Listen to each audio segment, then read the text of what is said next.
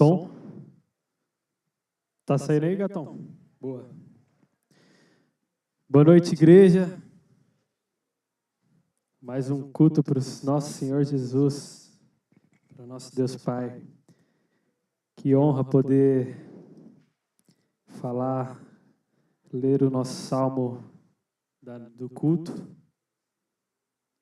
Vamos todos abrir as nossas Bíblias no Salmo 119, do verso 57 ao 64.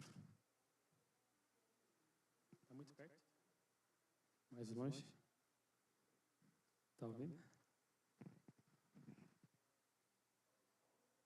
119. 57 ao 64. Aí é Hebreus.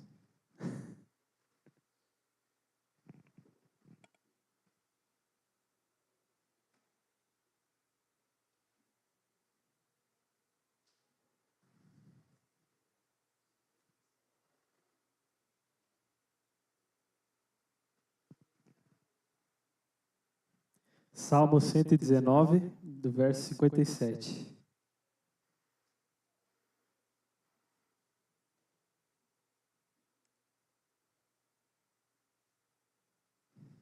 Amém? No Salmo 119, no verso 57, diz assim: Senhor, Tu és minha herança, prometo obedecer às Tuas palavras. Busco o Teu favor de todo o coração. Tem misericórdia de mim, como prometeste. Refleti sobre o rumo da minha vida e resolvi seguir Teus preceitos. Eu me apressarei e sem demora obedecerei a Teus mandamentos. Os perversos tentam me arrastar, mas não me esquecerei da Tua lei.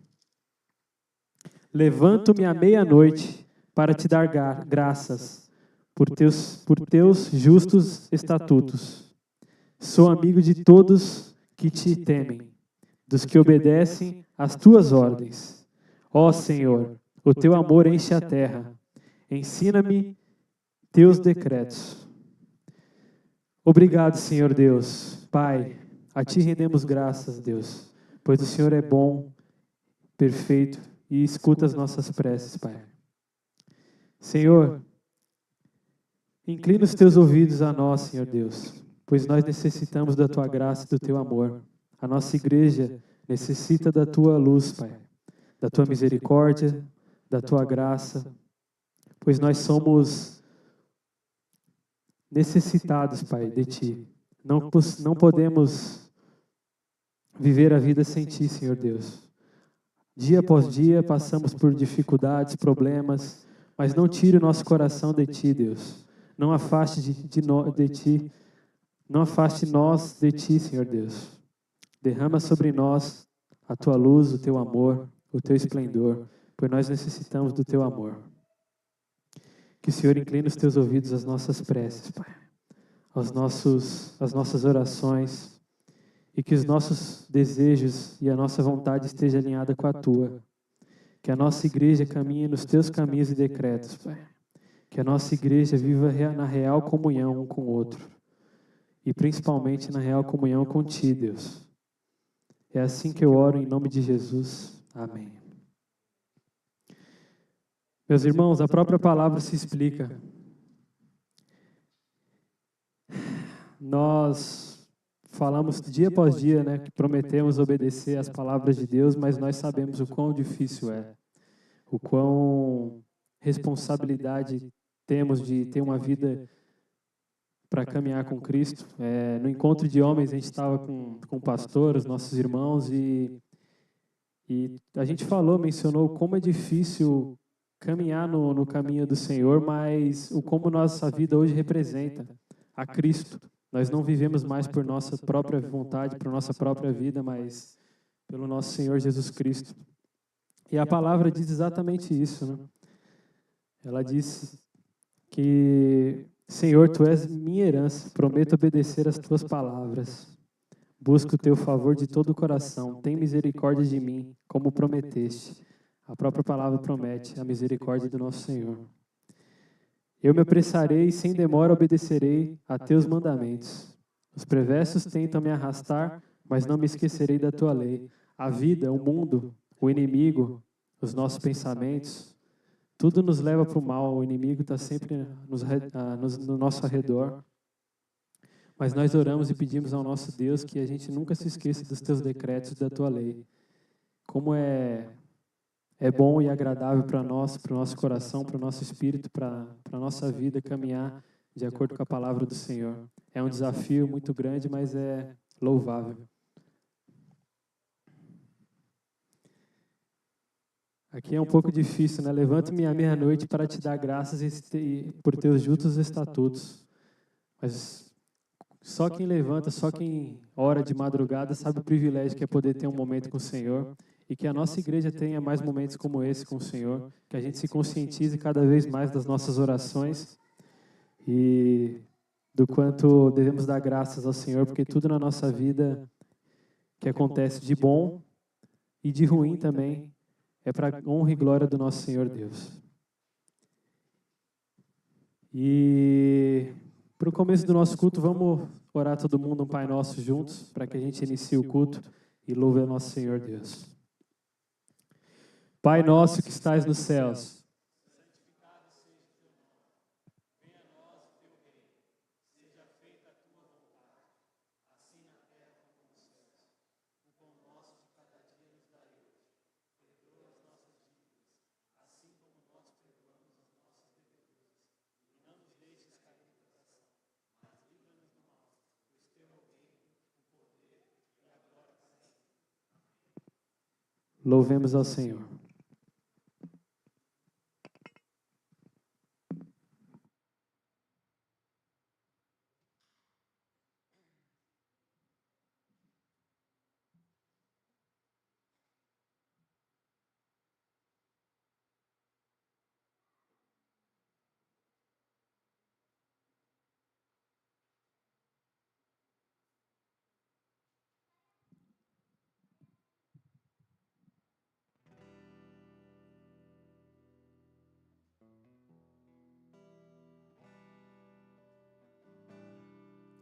Porque dele, por ele,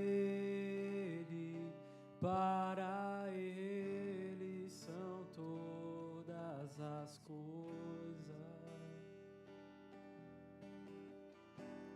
Porque dele, por ele, para ele são todas as coisas. Porque dele, por ele, para ele são todas as coisas. Porque dele, por ele, para ele são todas as coisas.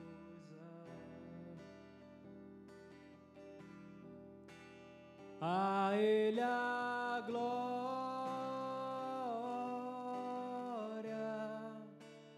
a ele a glória,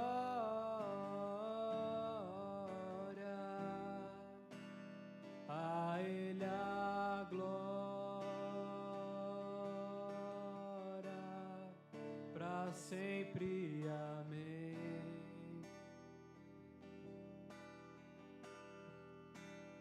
A ele a glória,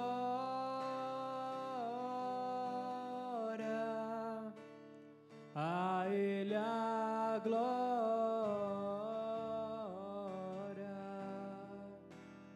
a ele a glória, para sempre, amém.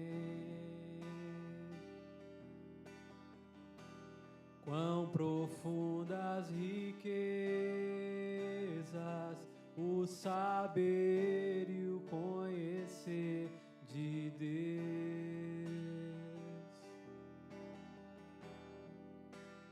Quão insondáveis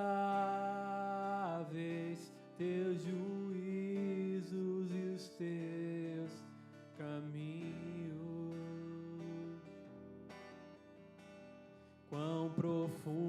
as riquezas, o saber e o conhecer de Deus.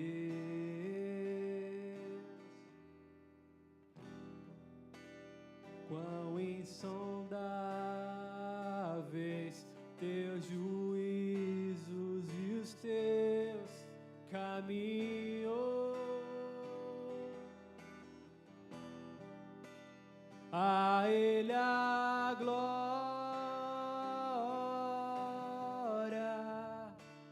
a Ele a glória,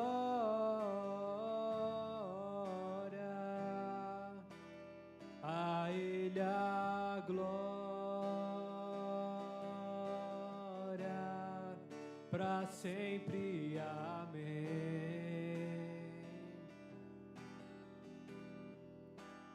A Ele a glória,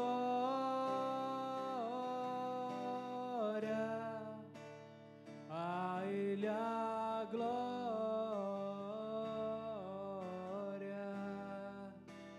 a Ele a glória,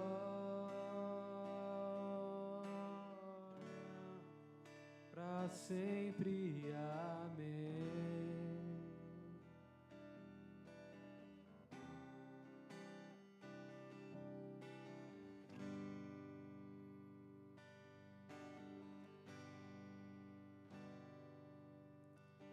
Quem foi muito perdoado deveria saber o amor de ser amado, mas por outro lado, o bem que eu quero fazer, de fato eu não faço, e dependendo do pecado, eu nem me sinto incomodado.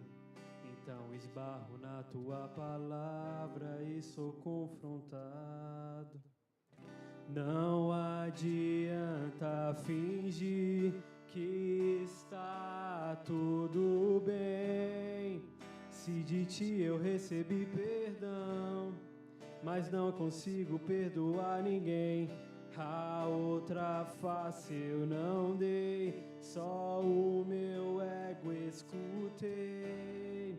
Até amei os meus amigos, mas meus inimigos odiei. Na minha hipocrisia, me achei melhor que o outro, sem perceber a trave que estava no meu olho.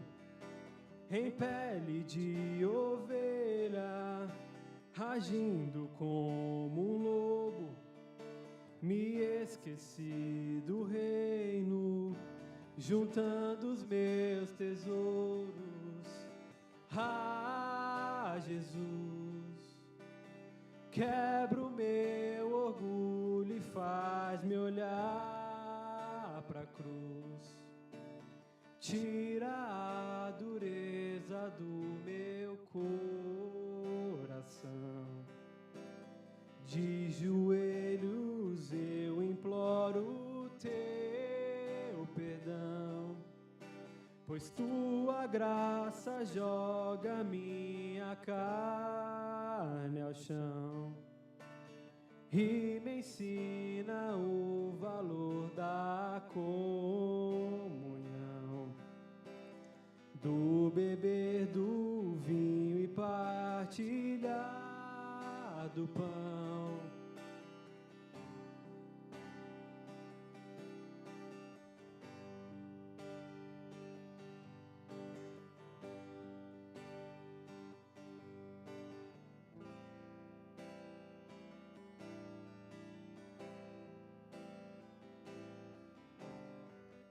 Não adianta fingir que está tudo bem, se de ti eu recebi perdão, mas não consigo perdoar ninguém.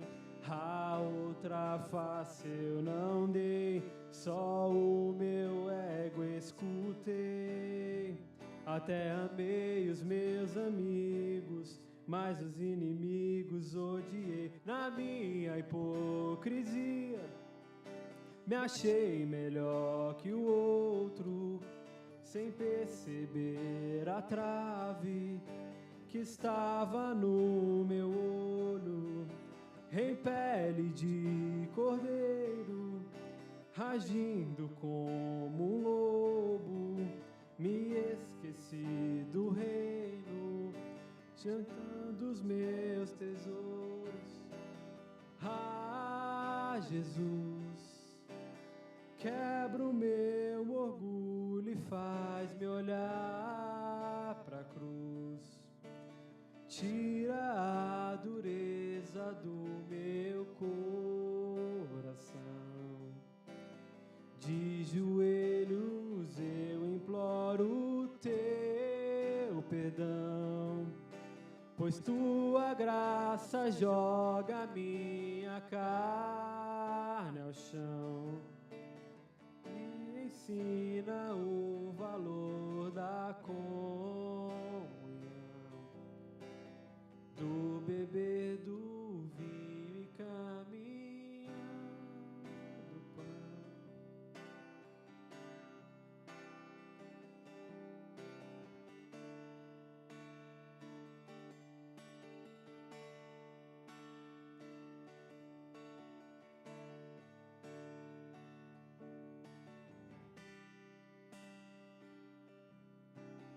Um menino nasceu,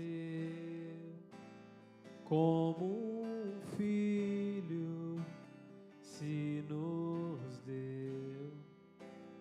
Ele é o próprio Deus que vive em mim. Debaixo de tuas asas eu me escondi.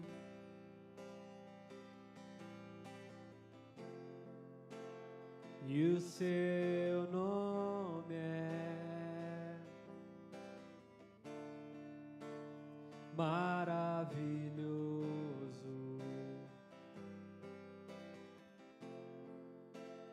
Glória ao príncipe da paz.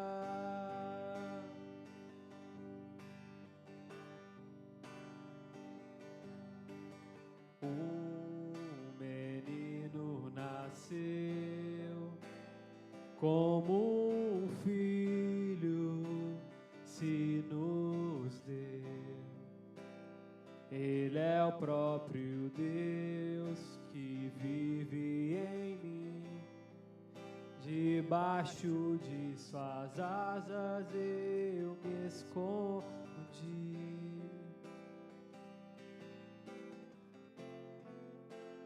E o seu nome é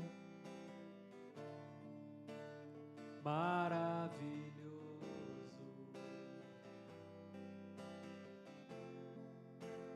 Glória ao príncipe da paz.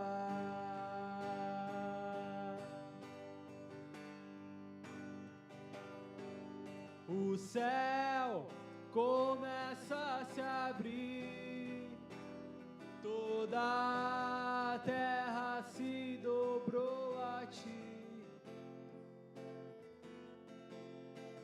Cristo, o Rei dos Reis, veio nos buscar.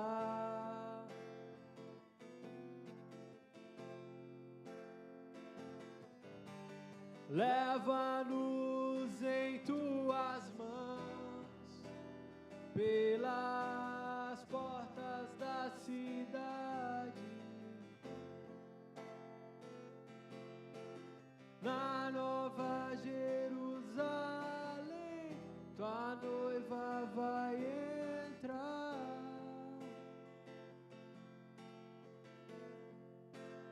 Tu és santo,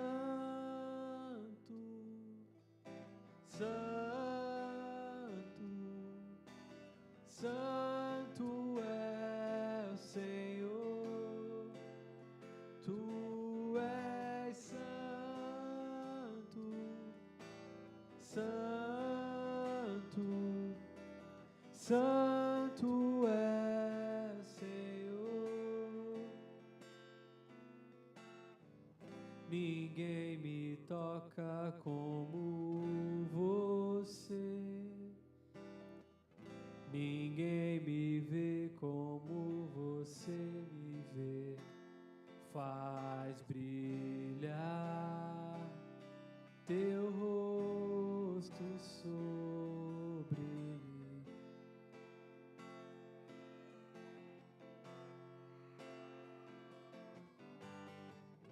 Ninguém me toca como você. Ninguém me vê como você me vê. Faz brilhar teu rosto sobre mim.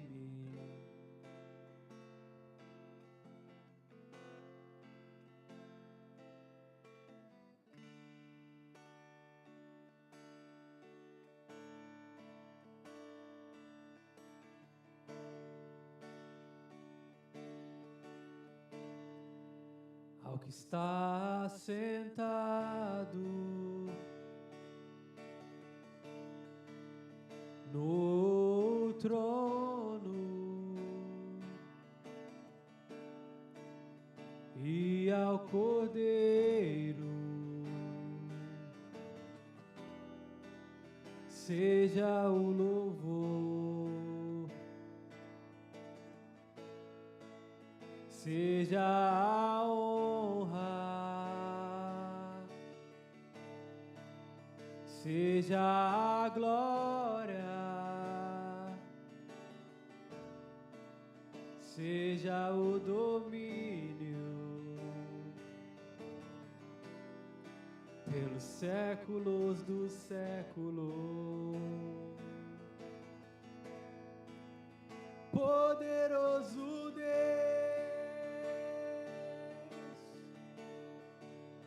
poderoso Deus,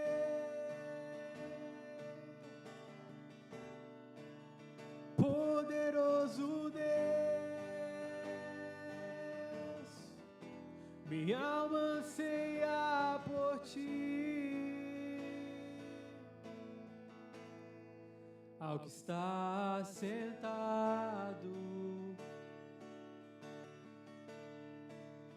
no trono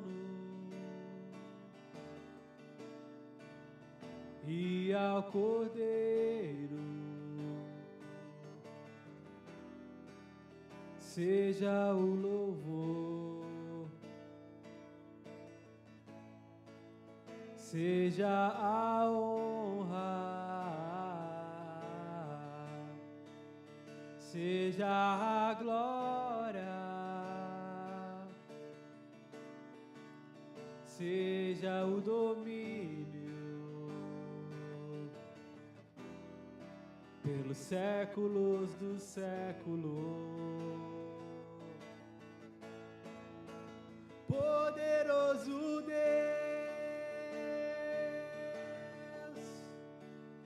poderoso Deus, poderoso Deus, minha alma anseia por ti. Poderoso Deus,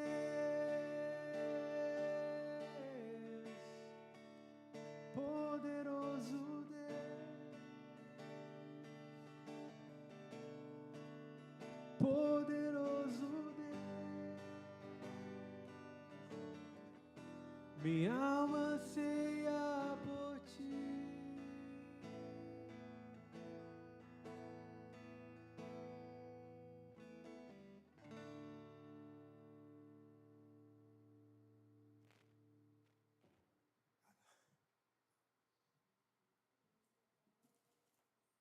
Boa noite.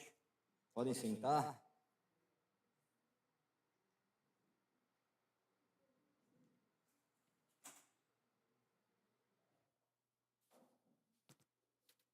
Continuamos a exposição de Romanos, capítulo 6.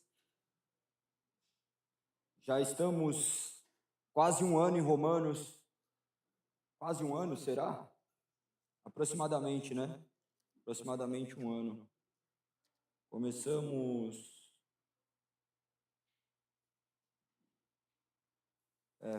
no ano passado, passamos já de um ano. Passamos de um ano e estamos no capítulo 6. Começamos em maio. É muito importante entendermos o conceito do qual é abordado na Epístola de Romanos. Nós vimos primeiro a questão do pecado como universal, o homem escravo do pecado. Posteriormente, ele explicando todo ser humano completamente tomado por este pecado. E depois nos traz a alegria e a dádiva da salvação em Cristo Jesus. Depois ele faz uma analogia de Adão e Cristo.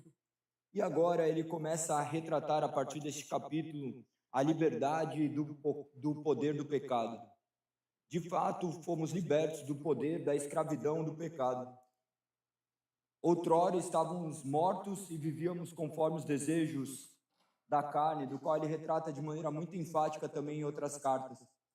Agora, enxergar como isso funciona de uma maneira prática na nossa vida é o mais difícil. É o mais difícil porque nós corremos muito risco de nos tornarmos legalistas. O que é isso? Começarmos a estabelecer o pode e não pode, ao que você deve ou não deve fazer. Observe que o princípio básico das Escrituras é reconhecermos quem nós somos nele, em Cristo Jesus. Fazemos parte do corpo de Cristo e naturalmente nos portamos como parte e membros do corpo de Cristo. Um corpo, naturalmente, ele anda em conformidade com a sua cabeça. Você não vê um corpo andando completamente desincronizado, a não ser quando está dançando, alguns. Mas, normalmente, você olha e começa a enxergar que um corpo tem determinada simetria. Você caminha, um pé vai puxando o outro naturalmente. Você não fica pensando, eu piso e o outro pé tem que vir pisando.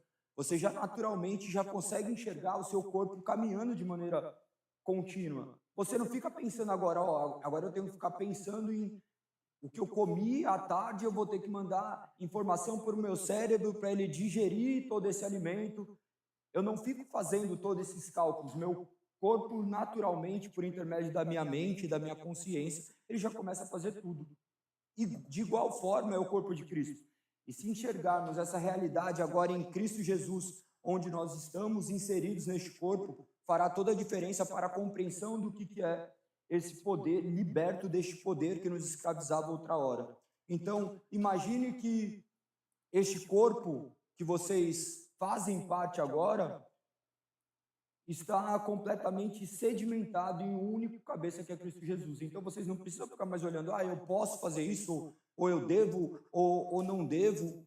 Não é sobre isso, não é sobre uma cartilha de regras a serem seguidas, mas acerca de uma vida a ser vivida, do qual é mediada pelo Espírito de Cristo. Seu corpo deve correr? Você anda correndo? Não, mas vai ter momentos que você vai ter que correr. Como você vai ter que discernir isso? Somente durante a vida. Você vai ter que identificar momentos de correr, momento de andar, momento de falar, momento de se calar. É natural do corpo. E identificar como parte do corpo vai fazer com que você compreenda melhor as Sagradas Escrituras e como que é a sua participação no corpo de Cristo. Nós vemos milhares de debates em todos os meios sociais, de mídias sociais, acerca do que o cristão pode ou não pode fazer. É muito comum.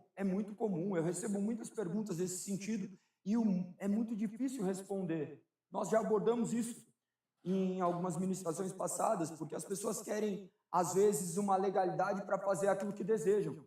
E daí elas buscam uma pessoa para validar, quando, na verdade, você vai ter que responder pelas suas próprias escolhas. E você deve entender qual é a sua participação no corpo de Cristo. Tem coisas que, para mim, será completamente pecaminoso, para outras pessoas, não. Mas tem coisas que são universalmente pecaminosas.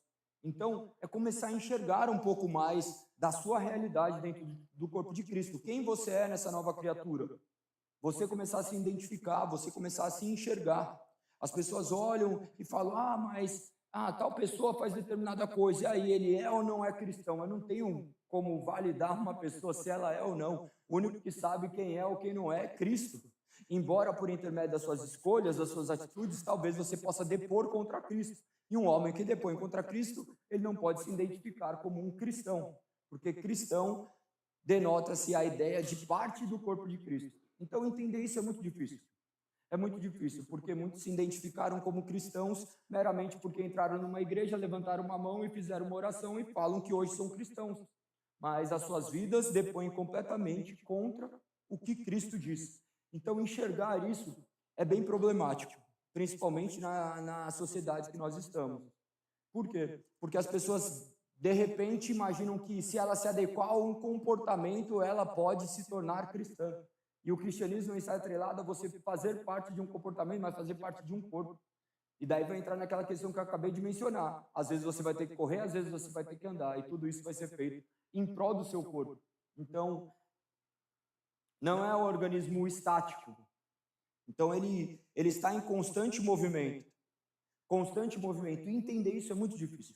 É muito difícil. Por isso que algumas pessoas olham e falam que a Bíblia deve ser interpretada à luz do tempo presente. Claro, mas o seu alicerce deve estar intimamente firmado na vontade alicerçada nas Sagradas Escrituras. Tem coisas que eram erradas no passado que hoje nós não conseguimos validar. A Bíblia vai falar acerca de escravidão. Como que nós vamos analisar a escravidão à luz do que nós vivemos hoje? É muito complexo. Não é tão simples assim. Então isso valida a escravidão? De forma alguma. Mesmo porque o cristianismo também não validava a escravidão, mesmo porque os escravos cristãos que faziam parte daquela comunidade, eles tinham direitos. Era melhor para eles serem escravos do que serem mendigos. Imagina que eles vivendo na rua, eles não tinham segurança, eles não tinham proteção, eles não tinham certeza. Ao passo que um escravo de uma pessoa que era da comunidade judaica ali, no caso, eles eram resguardados. Imagine que hoje, ainda em dia, você vai ver exemplos de pessoas que optam por cometer crimes para que possam ficar dentro do sistema prisional, porque é melhor, às vezes, estar lá com uma certeza de que vai ter ao menos 5 refeições no dia, do que viver numa sociedade onde você não consegue trabalhar e conseguir o próprio sustento sequer para pagar um aluguel, comprar comida e ter os direitos de sanidade básicos. Vocês já pararam para pensar nessas loucuras? Mas é uma realidade. Então imagine que até mesmo tudo aquilo que é preconizado à luz das Sagradas Escrituras, deve haver uma reflexão acerca de como isso reflete na nossa vida. Cristo fez isso o tempo inteiro. Observe que quando ele começa a curar no sábado, ele estava naturalmente se opondo àquilo que o pensamento da época tinha. Uma lei completamente rígida. Não, qual era a finalidade da lei? Então nós temos que entender da melhor maneira tudo isso. E tudo isso envolve agora um autoexame, de saber quem nós somos, e reconhecer que outrora estávamos caminhando de uma forma e agora Cristo tem nos transformado por intermédio da sua soberana palavra. Então convido todos vocês a lermos as Sagradas Escrituras e meditarmos no texto do qual agora será exposto, que está no capítulo de número 6 de Romanos, o verso 12 e 13. Sob o título de Vocês estavam mortos.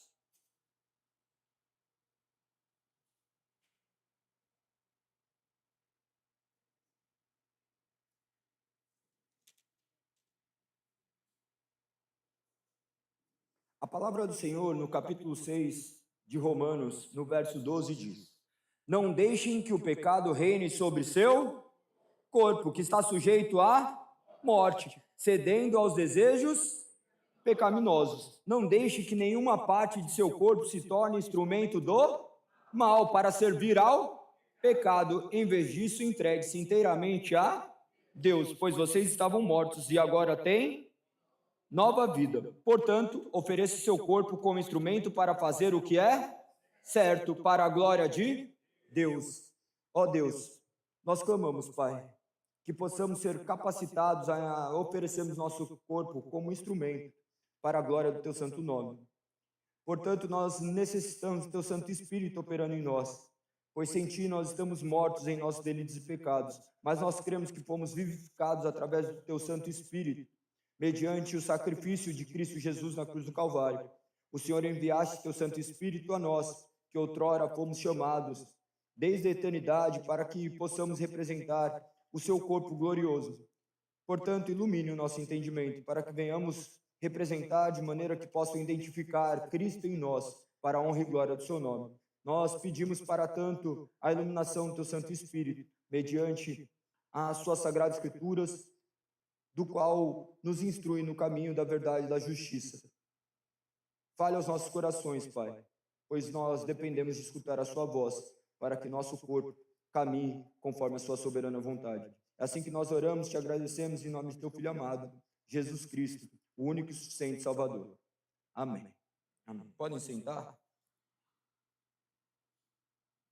Então, depois dele expressar muito essa questão do pecado e como se relacionar, ele começa a trazer ainda mais questões tratando acerca do mesmo tema, mesmo porque ele aborda de maneira incisiva essa uma nova vida e essa vida após entendermos que vivemos agora para a glória de Deus e libertos do poder do pecado. Nesse verso de número 12, a palavra do Senhor diz da seguinte forma: não deixem que o pecado reine sobre seu corpo.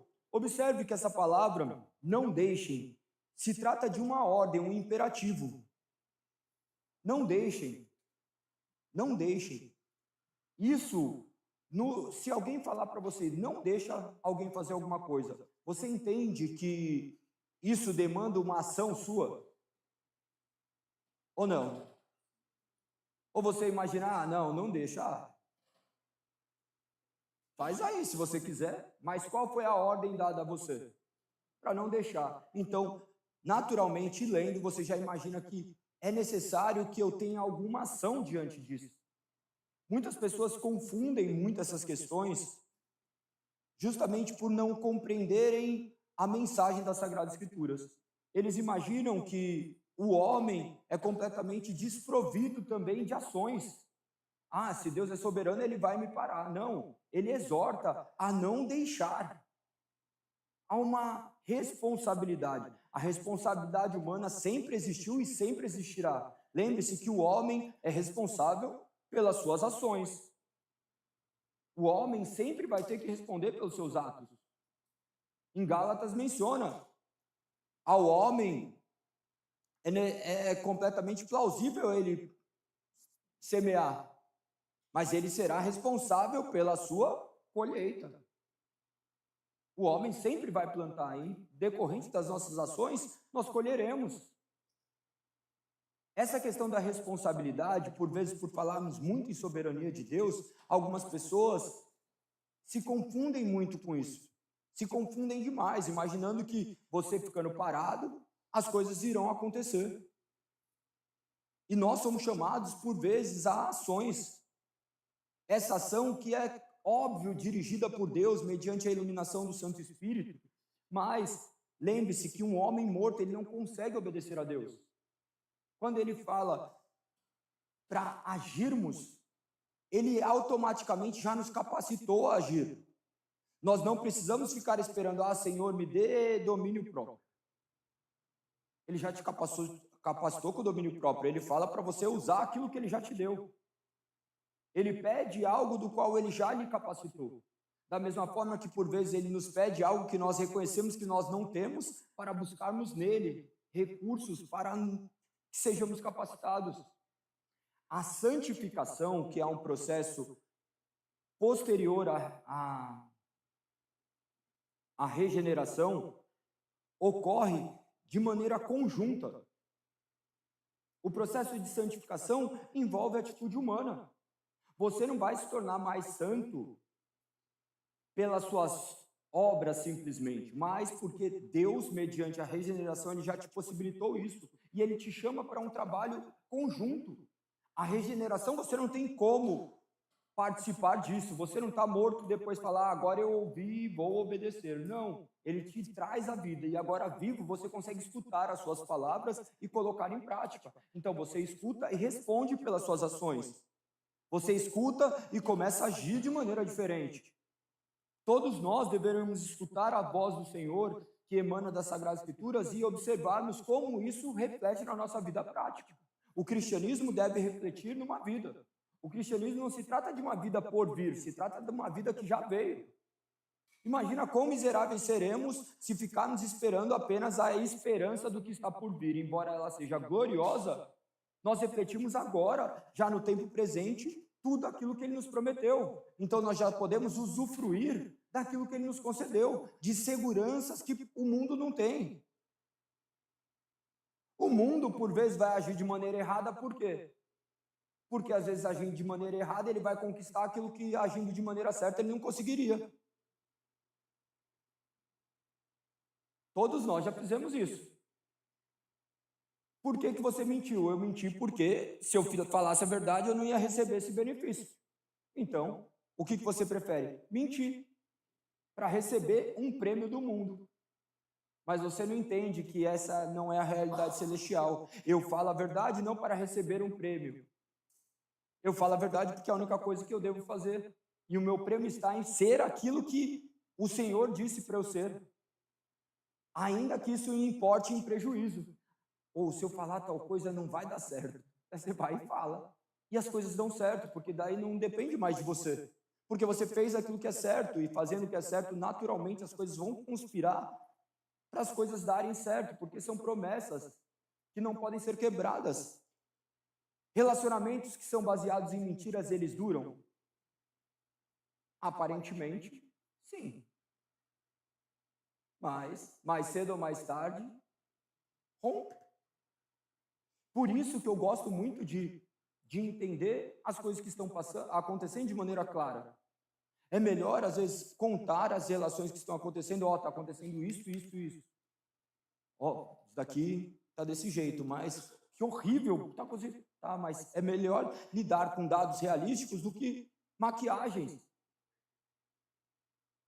A mentira, ela vai nos cauterizando e vamos ter impressões que são belas, mas o resultado, quando chega, ele é desastroso. É desastroso. Às vezes, lidar com essa realidade do Evangelho te desperta para falar a verdade, para estar disposto a escutar a verdade. Porque tem vezes que nós queremos nos iludir com as mentiras. Você já ouviu uma mentira, você fala assim, é melhor essa mentira, eu não quero a verdade. Eu não quero a verdade. Muitas vezes a gente conversa em casa sobre essas questões. Aí, às vezes, conversando, minha esposa fala assim, se você trair, não me conta, se arrepende. Se arrepende e pronto. Ela está completamente errada nisso. Mas como que eu vou colocar na cabeça dela? Não tem como eu colocar na cabeça dela isso. É muito melhor ela ter a convicção de quem está do lado dela do que ela se iludir com isso. Se iludir com... Mas pelo menos isso desperta milhares de questões que envolvem todo um relacionamento. Porque as coisas vão acontecendo. Vocês acabaram de ver agora um rapaz que abusou de uma menina de 5 anos que era autista. A mulher fingiu que estava dormindo. Vocês viram isso ou não? Então pesquisem ali, acho que saiu na Globo.com.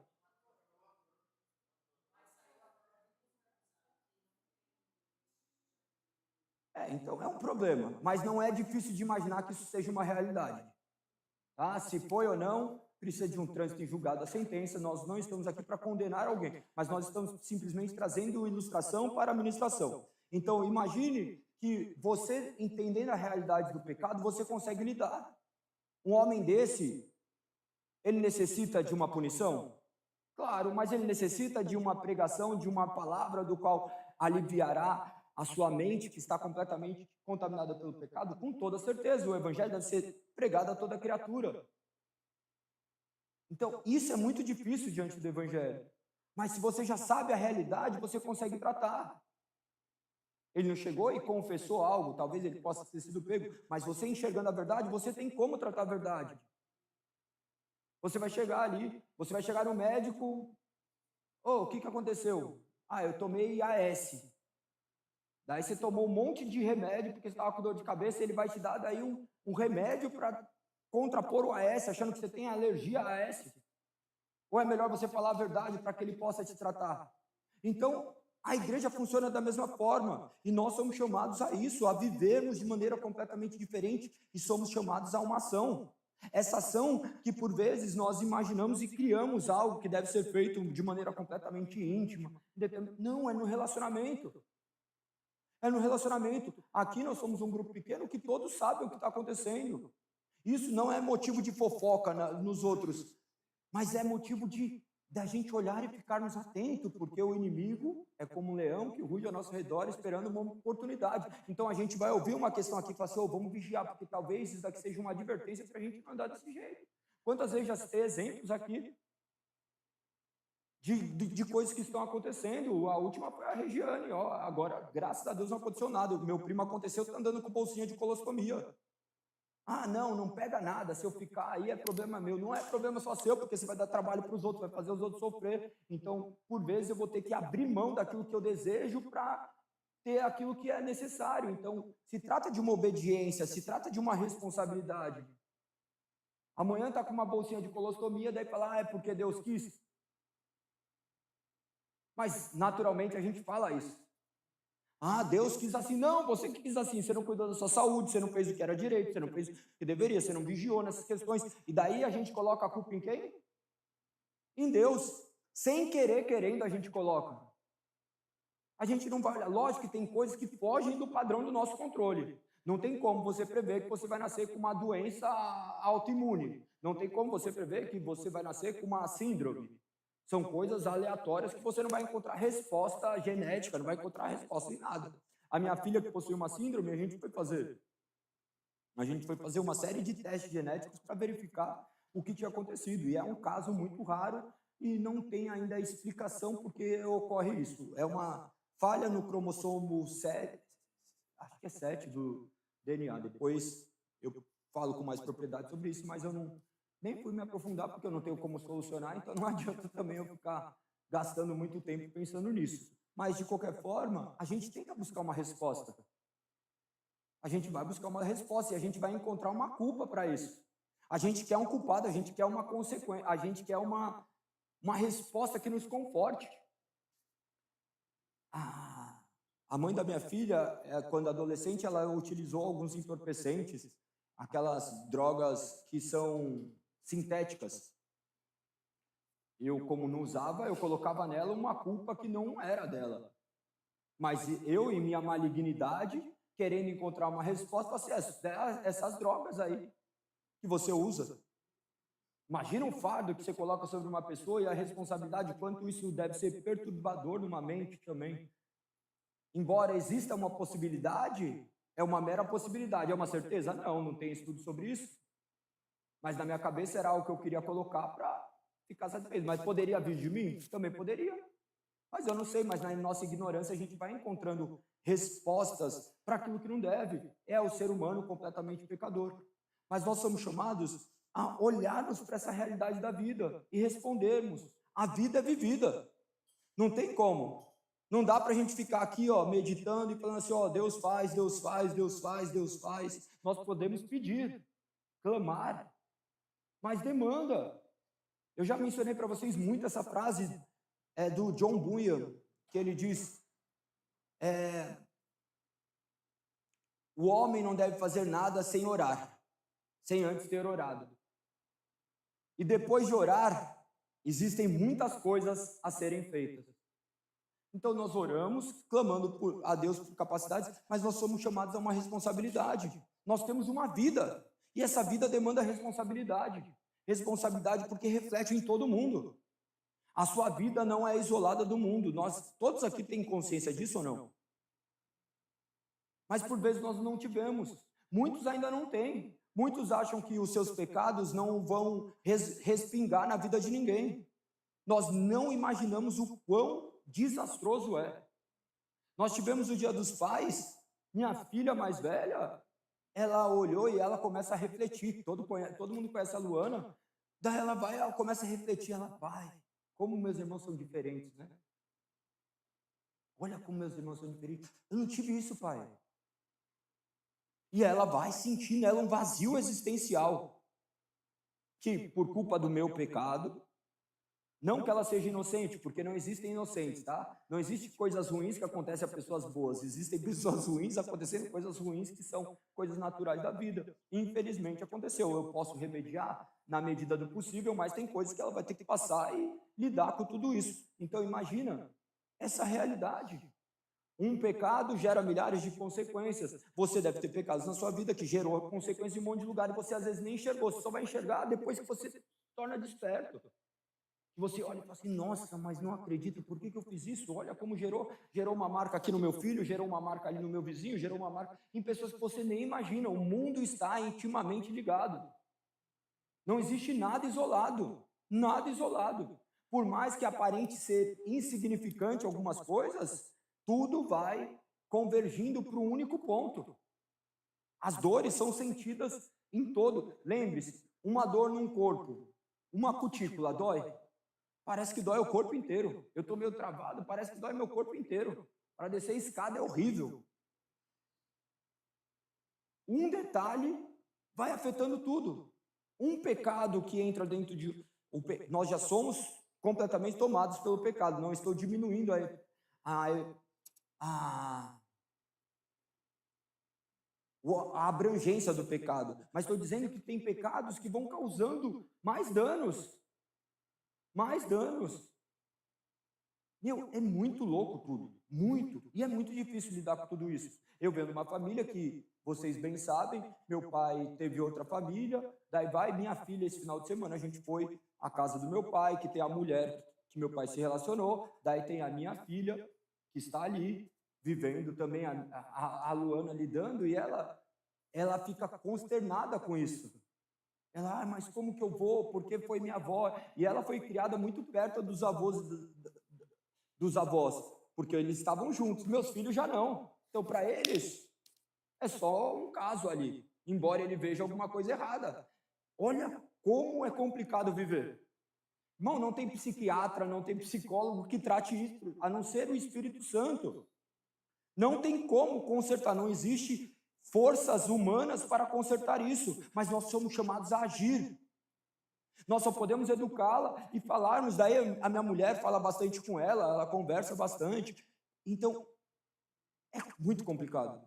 Quem vem de família de pais separados? O resto não?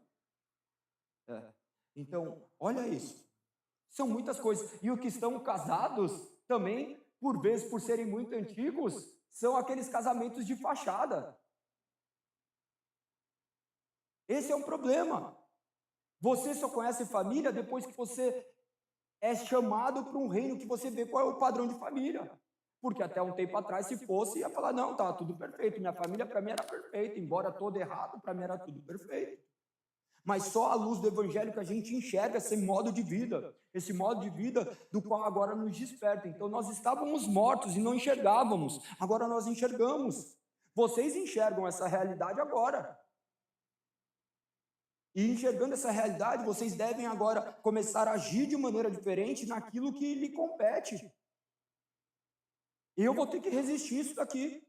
Vocês sabem a destruição que é na cabeça de uma criança que tem os seus pais separados? Você sabe. Por isso que você lutou e continua lutando até hoje. Só quem viveu sabe. Quem não viveu não faz nem ideia, acha que, não, tudo vai se solucionar. Não vai.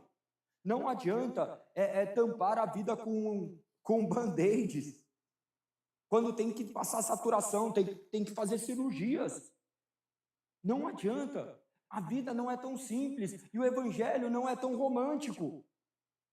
O problema é romantizar o evangelho. O evangelho não é romântico porque demanda ação, demanda esforço, demanda luta. Mas o que nos conforta é que nós não estamos sozinhos nessa luta, que temos um combustível. É horrível.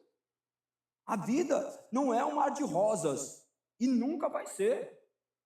Tem que lidar com lutos eternos, tem que lidar com perdas que jamais serão reparadas, lidar com expectativas. Existem vazios que não serão preenchidos. Às vezes nós olhamos de maneira equivocada, falando que Deus não nos dá uma cruz, um fardo maior do que nós podemos suportar. É um equívoco, tá? É um equívoco isso. É um equívoco, porque por vezes até Jesus, o que ele diz? Afaste de mim esse cálice. Não era um fardo suportável, Paulo. Todos homens, e nós vamos passar por momentos que vamos estar próximos a romper. Mas nós daí somos chamados a uma ação, a uma atitude positiva em meio a um mundo negativo. Não confiando na nossa força, mas confiando naquele que nos chamou. Esse é o evangelho prático. Esse é o evangelho de luta. É o evangelho chamado a degladiar. Esses termos que são utilizados por Paulo aqui são completamente assemelhados a termos de guerra mesmo, instrumentos, ele vai colocando como armas de uma guerra. E nós participamos dessa guerra. Essa guerra que não é externa, essa guerra é interna. Essa guerra é interna. É uma guerra perceptível somente aos nossos olhos. Vocês conseguem enxergar isso ou não? Porque nós imaginamos que o mundo tem um jeito, mas cada pessoa olhando um mundo corresponde a um mundo olhando para outro mundo. Conseguiram entender isso ou não? Mas pense uma parada. Vocês podem olhar para a mesma circunstância e cada um enxergar algo. Porque você viveu milhares de coisas aqui, o outro viveu, vocês estão olhando para o mesmo ponto, mas vocês estão enxergando circunstâncias completamente diferentes. Mas o Evangelho nos chama a olharmos todos com a mesma lente. Com a mesma lente. Você vai olhar uma outra realidade.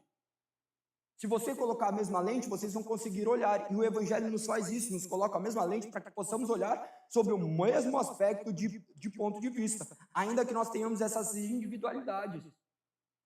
É muito difícil. Não é só questão filosófica, mas é questão de pensamento.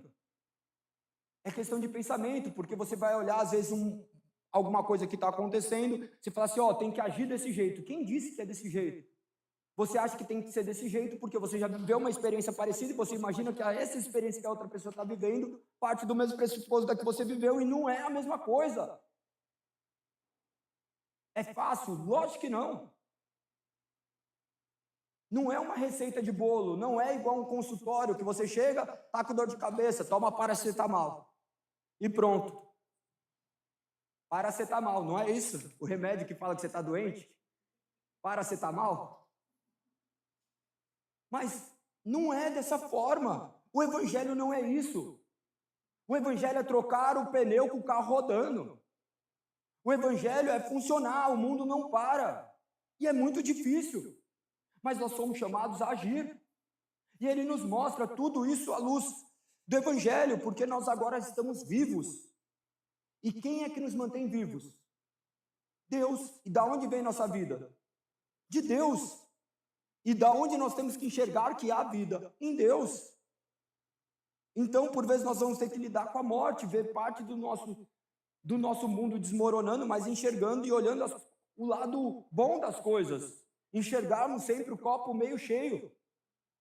Então ele diz, não deixe que o pecado reine sobre seu corpo, que está sujeito à morte, cedendo aos desejos pecaminosos. Aqui quando fala, não deixe que o pecado reine sobre o seu corpo, ele não está falando somente o corpo físico, ele está falando da unidade. Porque o pecado não corrompeu somente nosso corpo. Você engorda não é por conta simplesmente do pecado, é por conta da mente também.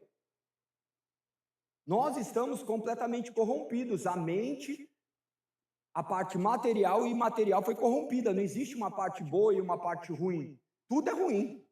Tudo é ruim. Por vezes ocorreram vários equívocos ao longo da história em inferiorizar a significância do corpo.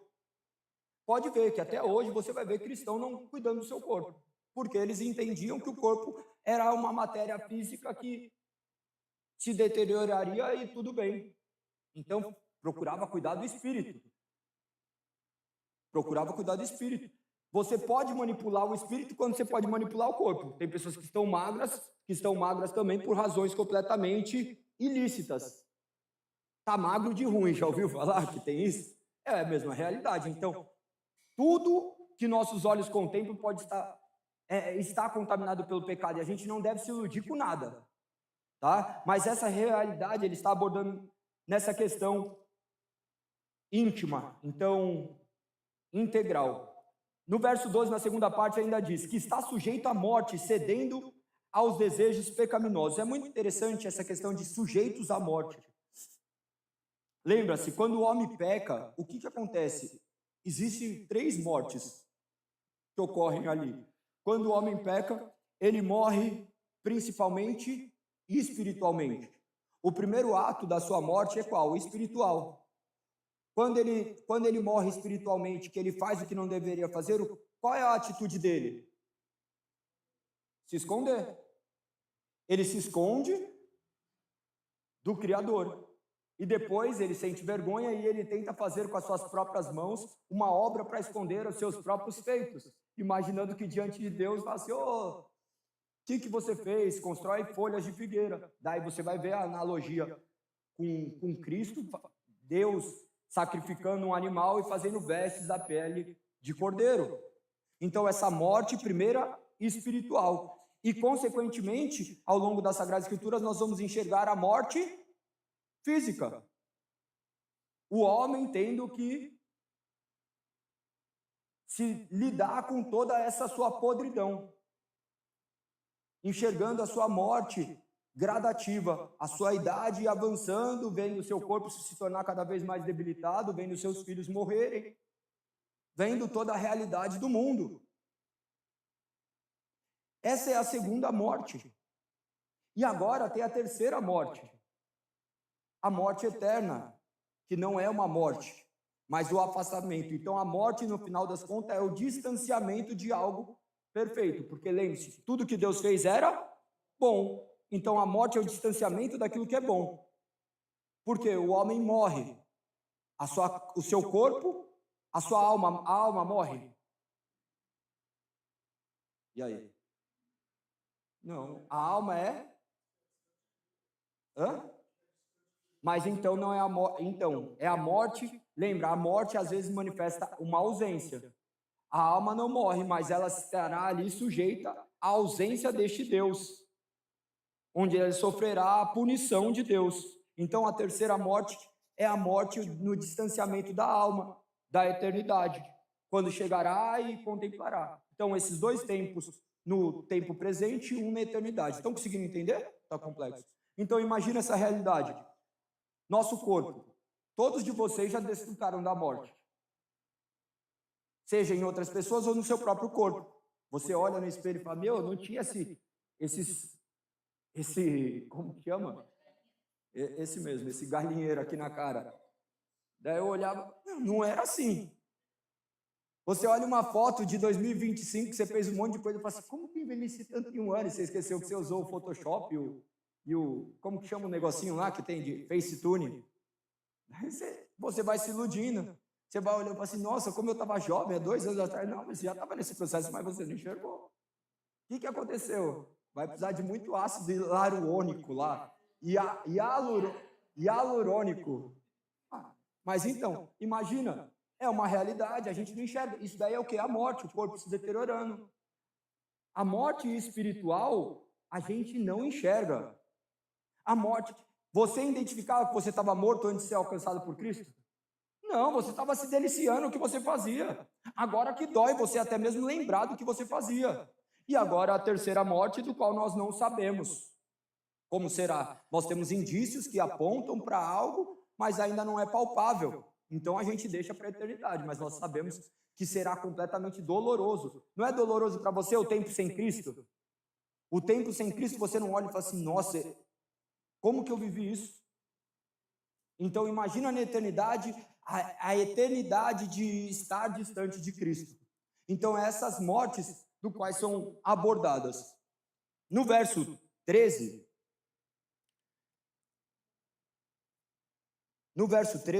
ele começa a dizer, ou melhor, na última parte do verso 12, ele diz, cedendo aos desejos pecaminosos. Os desejos pecaminosos vão abordar nessas 2 esferas, mental, ou da parte da nossa consciência, e também na parte física. O pecado, nós fazemos contra o nosso corpo e também contra a nossa mente. Tem pecados que são manifestos exteriormente, mas tem pecados que estão acontecendo somente aqui. Tem pecados que estão aqui, ó, fluindo, borbulhando. Mas nós somos chamados a fazer o quê? Resistir a isso. Porque agora nós temos consciência que essa parte ali não morreu completamente. É muito complexo isso, né? Porque a gente imagina que agora sou uma nova criatura, vou criar uma auréola e vou sair andando por aí, vivendo de maneira bela. E não é assim. A gente vai olhar ali, o cara fechou você no trânsito, você sente uma vontade, você fala assim, nossa, não dá, não posso mais fazer isso. Ah, agora, você já conta até 10 e fala assim, ah, Senhor, me perdoa. Tem alguns que saem da bênção e falam assim, ó, eu orei ao Senhor para me dar força. Teve um cara que estava brigando no trânsito, ele falou assim, ah, eu orei ao Senhor para que ele me perdoasse, foi lá e espancou o outro. Vocês viram uma parada assim? Mas é a realidade do homem. E nós temos que estar, então, completamente vigilantes a todo instante, cuidando do nosso corpo e cuidando da nossa mente, da nossa alma. Lembre-se, eu já abordei com vocês essa questão pós-moderna, eles fazem uma tricotomia. O que é tricotomia? Corpo, alma e espírito. Do ponto de vista bíblico, nós vamos ter uma dicotomia. Tri de 3, de 2. Corpo e alma / espírito, porque essas palavras é intercambiável. Então, alguns olham de um ser humano integral, onde ele corresponde a corpo e espírito em uma unidade só. Você não consegue distinguir o que é corpo e espírito. Então, é algo que transcende, mas, por vezes, aqui vocês vão ver, lógico, eu falando sobre isso, eu vou abordar simplesmente essa visão dicotômica. É mais para questões psicológicas, mais questões mais para uma abrangência racionalista que começa a dividir corpo, alma e espírito, do qual existem muitas criações acerca disso. Então, eu prefiro olhar o ser humano de maneira integral, porque você vai olhar, tudo está intimamente ligado à sua experiência terrena com o seu corpo e o seu espírito. Às vezes tem dores que dói na alma. Como que você vai explicar isso? Seu corpo está bom, mas sua alma está doendo. Está tudo bem, mas tem uma dor que está aqui dentro, ou aqui dentro, onde você quiser, porque o coração também não tem nada, é só sangue bombeando. Mas a gente fala que ainda onde que estão as coisas? No coração, o que o coração tem, mas é porque é expressão da onde flui vida. É muito complexo, mas nós necessitamos pensar em coisas complexas, porque daí você vai conseguir identificar e ver de que maneira você pode agir de maneira diferente para que a morte não reine sobre você, porque já foi vencido a morte através da morte de Cristo. Ele está explicando tudo isso até esse verso que nós chegamos. No verso 13, ele começa a trazer de maneira mais abrangente ainda essa questão. Ele diz, não deixe que nenhuma parte de seu corpo se torne instrumento do mal para servir ao pecado. Nenhuma parte do corpo. Quando nós abordamos nenhuma parte do corpo, nós imaginamos o quê? Mão, pé, olhos, ouvidos, boca. O que mais? Tudo. Tudo. Mas você pensa na mente? Porque fala de corpo, vê como gera um problema? Porque eu esqueço daí dessa abrangência. Daí a gente olha com ar de santidade para a gente que está aqui, porque provavelmente você não colocou a mão em nada impuro, você não andou por nenhum caminho ruim, você não olhou para nada ruim, você não ouviu nada ruim, daí você fala assim, eu estou bem, eu estou sentado aqui, ó, essa cadeira poderia se tornar um trono celestial, mas e se coloca a sua mente? Que é o teste de colocar no telão ali, daqui a pouco vai ter essa parada, igual o Black Mirror. Pegar aí, ó, na hora que chegar ali, passou o sinal, já fala, ih, esse daqui tá daquele jeito, já vem o relatório. Imagina tudo. Pensamento gera sentimento que gera ação. Isso daí é estudo. Se você começa a pensar muito em algo, isso gera um sentimento, e o sentimento vai desaguar em uma ação. Então, nós temos que vigiar tudo. Nós olhamos muito a questão, eu não estou fazendo nada. Lógico, não acredito que vocês sejam perfeitos. Da mesma forma que vocês acreditam que eu não sou perfeito. Mas nossos pensamentos devem ser vigiados. Tanto quanto nossos atos. Porque nossos atos podem aparentar bons. Nossos atos são fáceis de serem manipulados. Mas a mente, as pessoas não podem sondar. Quantas vezes a gente já falou sim, querendo falar não? Muitas vezes. Será, é pecado ou não é? Olha que difícil. É difícil. Se eu queria falar não, mas eu falei sim, é pecado, eu menti? Mas e se eu falei sim? Porque se eu falasse não, ia ser desastroso, ia ser tão ruim quanto falar sim. Se torna pecado? A vida não é simples. Existem milhares de paradoxos. Vai chegar e falar assim, chega um cara aqui, vou matar, cadê as crianças? Quem vai falar que está tudo lá em cima? O que você vai... pronto. Já falou, você nem pensa. Então você pode mentir para guardar uma vida? Não, a vida não é simples. Esse pensamento não é só meu, tá? Tem milhares de homens que passaram a vida inteira pensando nisso. E a gente, enquanto cristão, a gente vai ter que analisar uma série de coisas. Por isso que não é tudo completamente ao pé da letra. Pode matar? Está escrito, não matarás. Mas se entrar um cara armado aqui, irmão, se ele vacilar, ele está lascado. Você acha que ele vai sair daqui vivo? Pode matar? Não. Mas depende. Não é tudo tão simples. A vida não é simples. Mas nós temos que lembrar que nós pertencemos a um corpo. Lembre-se, Deus nos deu responsabilidades. Nós temos que aprender a lidar com todas essas responsabilidades, o qual é muito difícil. Continua dizendo então, não deixe que nenhuma parte do seu corpo se torne instrumento do mal para servir ao pecado. Quando ele diz nenhuma parte, instrumento, ele está falando justamente nessa questão, nas palavras originais, como se fosse uma palavra utilizada na guerra, como instrumento para guerrear. Porque no final, essas armas se voltam contra nós. A maldade que a gente faz para outra pessoa, mesmo reflete na nossa vida. O que a gente faz de ruim para o outro, indiretamente volta para nós. Isso não é filosofia do mundo, isso é uma realidade. Porque você fazer mal para o outro, além de você fazer mal para o outro, você faz mal para você, porque você vai ficar com aquilo ali cauterizado na sua... impregnado na sua vida. Enquanto Jesus fala, se seu inimigo tiver sede, lhe dê de beber. O cristianismo contrapõe a toda essa realidade, e é tudo isso que Paulo está falando, para a gente vigiarmos a todo instante. Quantas vezes nossos corpos são utilizados como instrumento de maldade? Mas o outro fez para mim, então eu vou fazer para ele. Quem aqui é vingativo? Ninguém? Ah, é bom. Eu não sou, eu estou. Porque ser é muito. Porque se você está em Cristo, isso daí não é uma característica mais sua, mas é uma característica, então, que você deve tratar. E como você vai tratar isso? Não. Deus vai mandar situações para que você se vingue.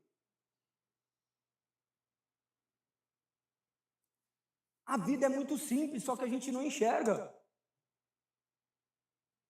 Você quer ficar bom em musculação? Pô, vai lá fazer exercício. Você tem que trabalhar. Vingança, o que vai fazer? Vai te dar a oportunidade de você dar o soco de novo. Vai dar a oportunidade para você se vingar. E daí, como que você vai agir?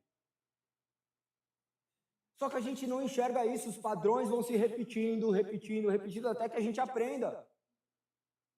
Pensa que todos nós estamos passando por esse processo de aperfeiçoamento nas mãos de quem? De Deus, que está nos lapidando. Nós somos pedras brutas sendo lapidadas. Por quem? Por Deus. Por intermédio do quê? Das circunstâncias. Mas nós agora temos uma palavra que nos guia. Então nós temos agora consciência de como devemos agir, do que devemos fazer. Embora a palavra esteja ali, na hora é fácil? Lógico que não. Na hora você age pelo quê? Impulso ou instinto. Um atleta age pelo instinto ou pela técnica? Pelos dois? Então tá, eu tomei um soco, eu já chego e falo, vou bater nele de qualquer jeito. Eu vou usar o quê? Posso não, e eu também me torno o quê? Vulnerável.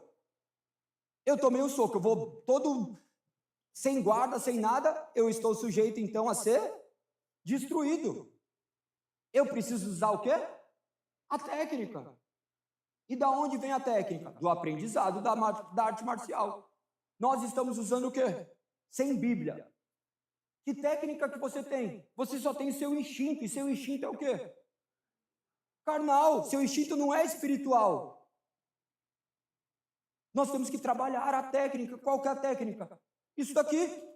Ficar ouvindo sermão de 2 horas. Ouvindo, lendo, meditando, porque você vai olhar e vai colocar em prática. Daí na hora que chegar ali, você fala, eu sei como que eu vou reagir agora. Tá aqui no manual. Eu olho. Eu não vou agir mais pelo instinto. O instinto normalmente é burro. O instinto normalmente nos destrói.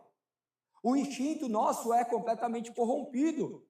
E isso que nós temos que ter o entendimento. Embora regenerados pelo Espírito, nós somos chamados a usar agora as técnicas. E como que eu vou usar a técnica se eu não conheço a técnica? Daí você vai ter que lembrar da Bíblia. Resistam o diabo e ele afastará de vós. Vai acontecer ali, você vai ter que se vingar. Você fala assim, deixa, tá bom. Mas fica quieto, mente. Não vai acontecer nada. Eu vou ficar quieto. Suas mãos querem digitar, você fala assim, acabou. Tá bom. Você vai responder alguma coisa, você resume em tá bom.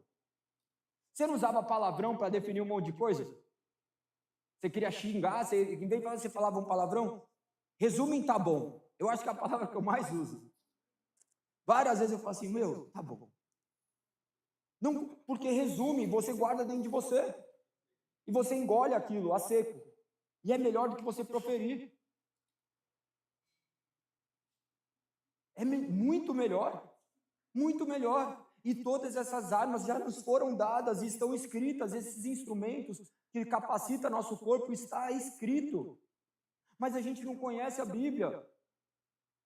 Nós estamos há 1 ano em Romanos. Se perguntar o que aconteceu no capítulo 1, 2, 3, 4 e 5, eu duvido que algum de vocês consiga explicar. Por quê? Porque não é interessante, a nossa carne não quer isso.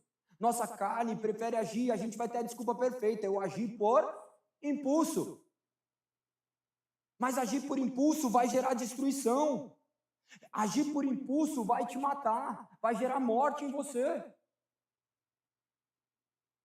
Nós somos chamados a vivermos de maneira diferente, porque agora nós não estamos mais mortos, nós estamos vivos, se de fato estamos. Se estamos vivos, nós buscamos a fonte de vida. E onde está a fonte de vida? Em Cristo personificado pela palavra. Por vezes não vai vir uma força, não vai vir uma motivação. Quem vive de motivação é moleque, criança, que você tem que pagar para ele fazer alguma coisa. Homem vive por disciplina, ser humano vive por disciplina.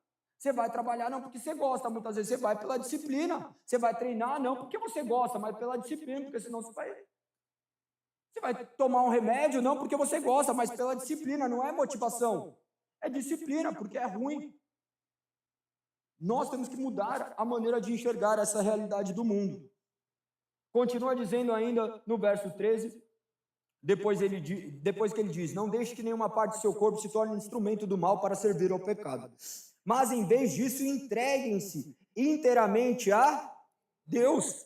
Entregar inteiramente. Então, observe que nos chama uma responsabilidade. Como que é entregar inteiramente? É sem ressalvas. É corpo e mente. Vigiar corpo e mente.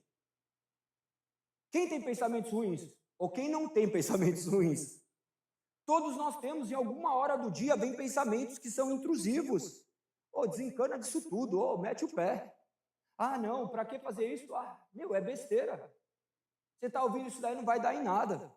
Olha aí, tá tantos milhões de habitantes, 8 bilhões de habitantes, e vocês estão nessa ainda? Pô, é desse jeito. Porque é a voz que vai ecoar na nossa mente. Nós não podemos dar ouvido a essas questões.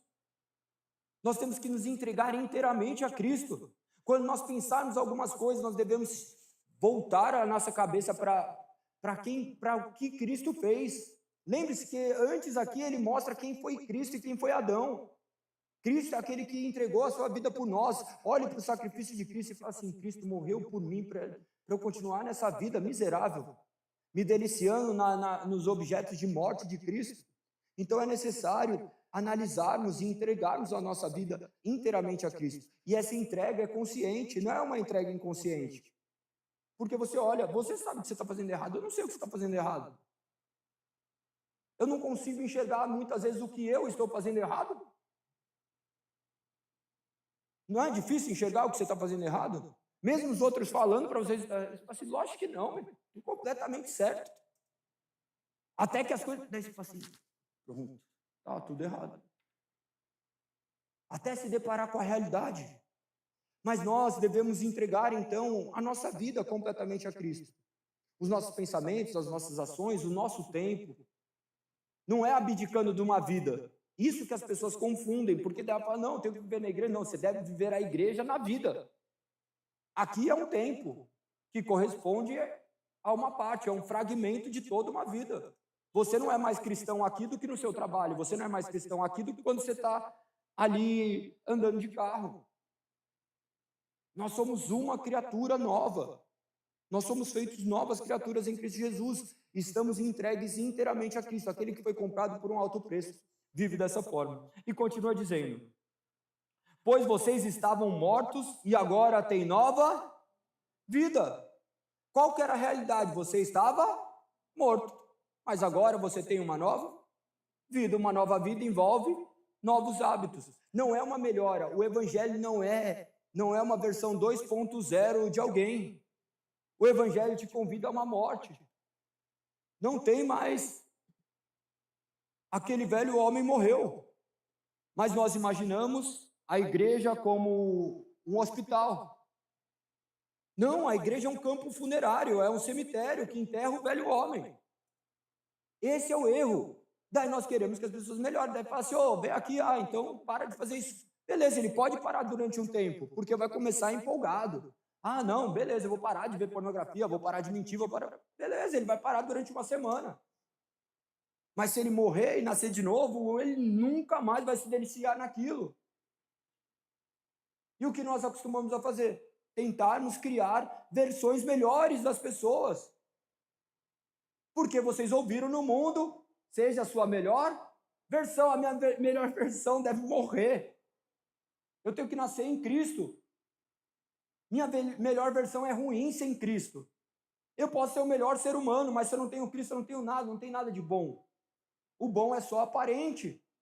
Agora, Cristo que tem que reluzir em nós. E é difícil? Lógico que é. Não adianta a gente se iludir pensando que é um trabalho fácil, e mesmo porque envolve uma luta diária. Uma luta que começa e não tem hora para acabar. Você não sabe mais quanto tempo você vai viver. Mas você sabe que todos esses dias Deus está trabalhando na sua vida para que a luz dele seja refletida em você. Ele continua então dizendo acerca dessa nova vida, e ele diz então, portanto, ofereçam seu corpo como instrumento para fazer o que é certo e para a glória de Deus. Então ele utiliza mais uma vez a palavra instrumento, que é como instrumento, como material bélico em meio ao caos, como mortos em meio, como vivos em meio à morte. Nós somos aqueles que enxergamos a vida. Nós conseguimos enxergar a realidade da vida e nos afastamos a todo instante da morte. Que nós possamos oferecer o nosso corpo como instrumento para fazer o que é certo e para a glória de Deus. Não somente nosso corpo, mas nossa mente. E como nós fazemos isso? Agindo. Não deixando que o pecado reine sobre o nosso corpo. Cedendo aos desejos. Amanhã eu vou olhar e falar assim, meu, pô, para que eu vou me alimentar desse jeito? Eu posso comer milhares de coisas. Você pode, mas você deve? Pronto. Ah, eu vou falar aquilo lá para a pessoa. Beleza, você pode falar, mas você deve? Ah, você está com raiva de alguém, você vai lá se vingar? Você vai começar a olhar para o mundo com outros olhos.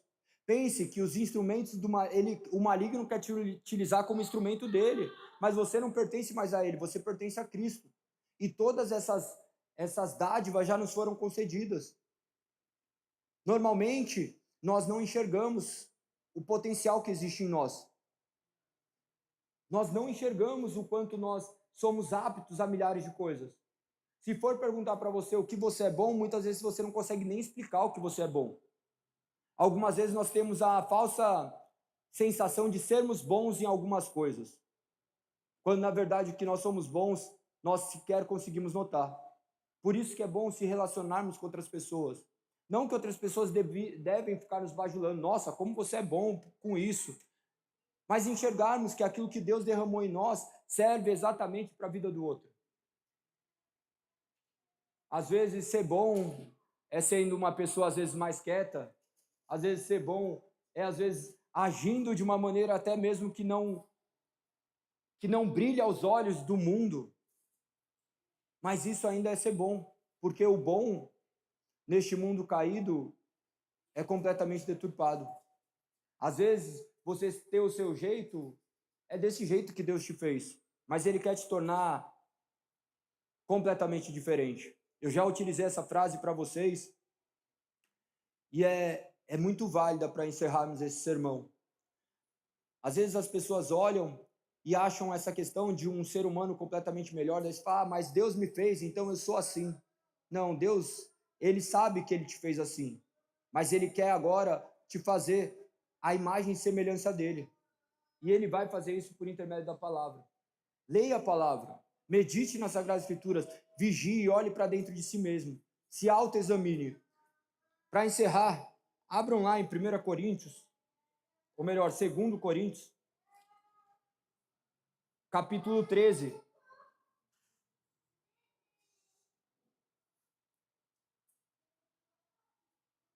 A partir do verso 5.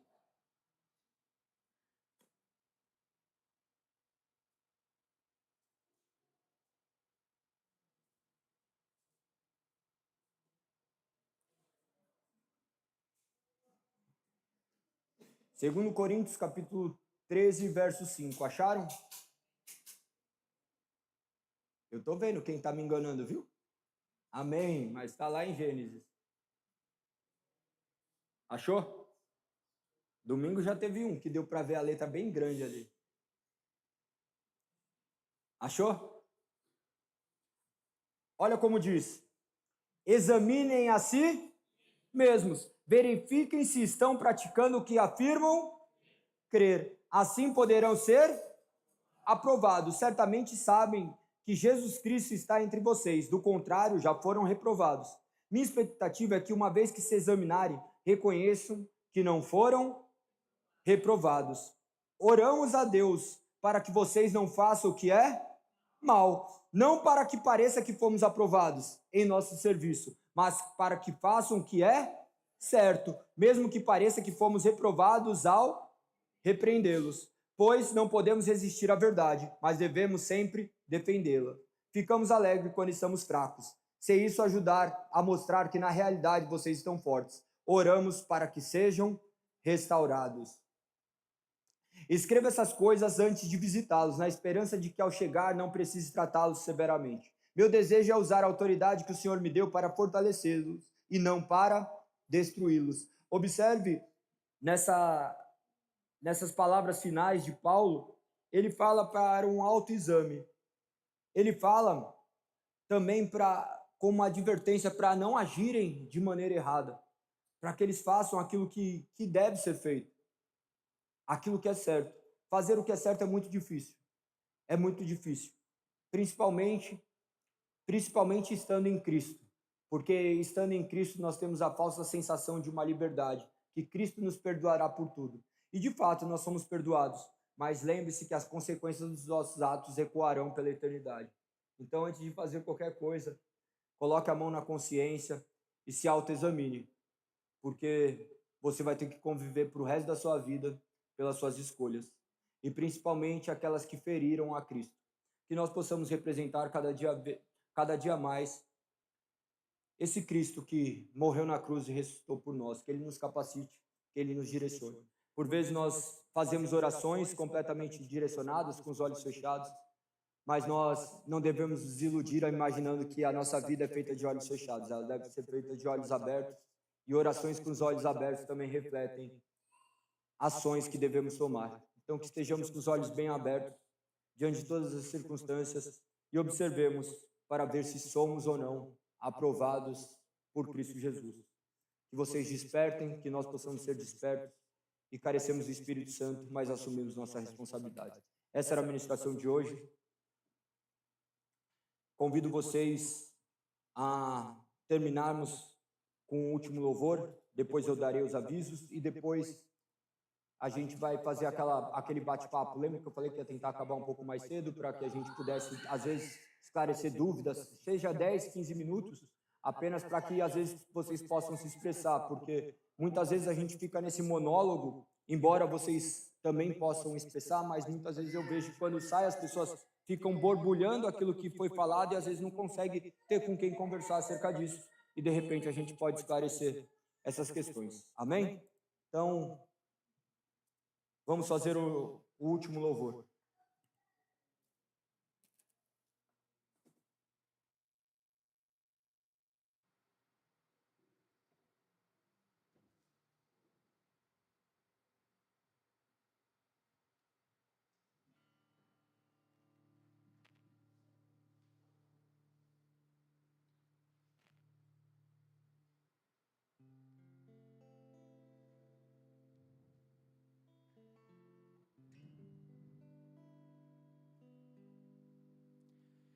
Espírito,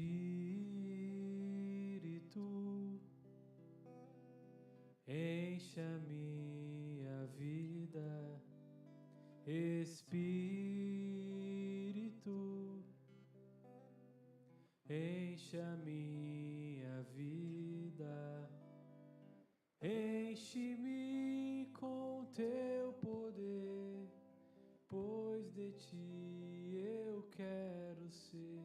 Espírito, enche o meu ser.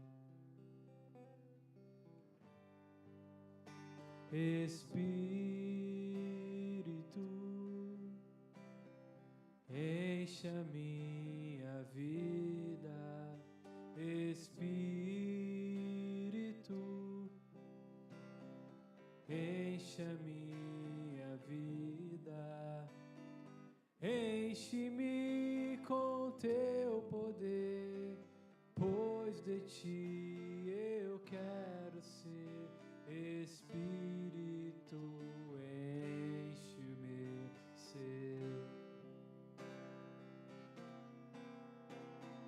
As minhas mãos eu quero levantar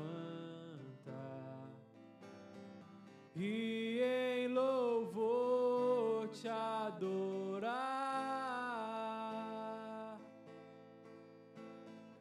Meu coração eu quero derramar diante do teu altar. Espírito, enche a minha vida. Espírito, enche a minha vida. Enche-me com teu poder, pois de ti eu quero ser. Espírito, enche o meu ser.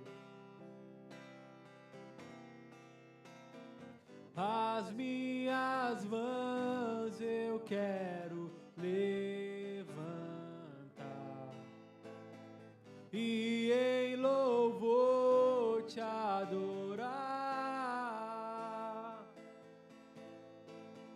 Meu coração eu quero derramar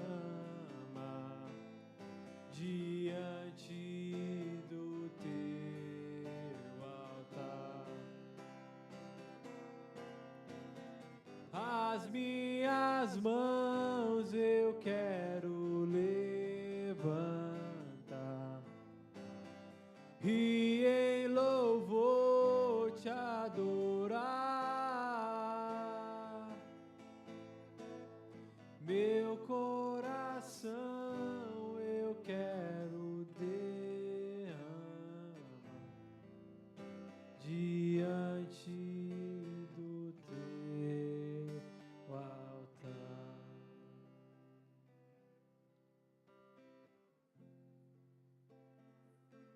Os jovens fizeram suas anotações. Um deles escreveu: temos que usar o nosso corpo e a mente para instrumentos de Deus e não usar ele para o pecado, porque quem usa para o pecado está sujeito à morte, cedendo aos desejos pecaminosos. Ofereça seu corpo para Deus. A mentira é a pior coisa, porque quando você conta uma mentira, você começa a acreditar no pecado e pode causar tristeza, brigas e desconfiança. Bem resumido e bem objetivo. Que essas palavras possam penetrar o coração deles e direcioná-los a uma vida que glorifique ao Senhor. Sábado nós teremos nosso almoço, domingo, sábado também, então vamos fazer almoço sábado e domingo, comer sempre é bom. Então domingo temos o almoço, a próxima sexta não é a última ainda não, então na última sexta nós teremos encontro, tem sido maravilhoso também esse tempo, que vocês se programem para estar aqui. O almoço é de extrema importância porque é um grande momento de comunhão, onde nós podemos nos conhecer cada vez mais e gerar cada vez mais relacionamento, porque isso é importante. Lembrando que todos nós aqui pertencemos ao mesmo corpo e nós devemos nos conhecer e também sermos utilizados como instrumento na vida do outro da maneira como for necessário. Creio que sejam esses os avisos. Quanto às ofertas, todos nós sabemos das responsabilidades, mas dependemos única e exclusivamente do Senhor, aquele que supre todas as nossas necessidades, e que possamos também colocar a mão na nossa consciência quanto a isso, porque infelizmente é uma realidade do qual nós temos que tratar. Então assumam essa responsabilidade, sejam fiéis a isso. Se vocês tiverem dúvidas quanto a isso, as contas estão ali, eu posso mostrar para qualquer pessoa para que vocês vejam como são gastos. Os gastos não são nenhum direcionados a outras questões, a não ser a manutenção deste lugar. Não tem nenhuma pessoa que é sustentada com o dinheiro daqui, muito pelo contrário, muitas pessoas sacrificam muito do seu tempo, porque o seu dinheiro representa a sua vida, para que todos nós possamos estar juntos. Então, cada um assuma a sua responsabilidade. Creio que seja isso. Vou fazer um breve encerramento para que as pessoas que estão ali na internet, e depois nós continuamos. Senhor, nós te agradecemos, Pai, pela oportunidade de nos reunirmos em torno do Teu nome. Agradecemos, pois Teu Santo Espírito ilumina o nosso entendimento para que venhamos a compreender a Sua palavra e colocá-las em prática. Nos dê um restante de semana abençoado diante da Tua presença. Nós te agradecemos em nome do Teu Filho amado, Jesus Cristo. Amém. Amém. Amém.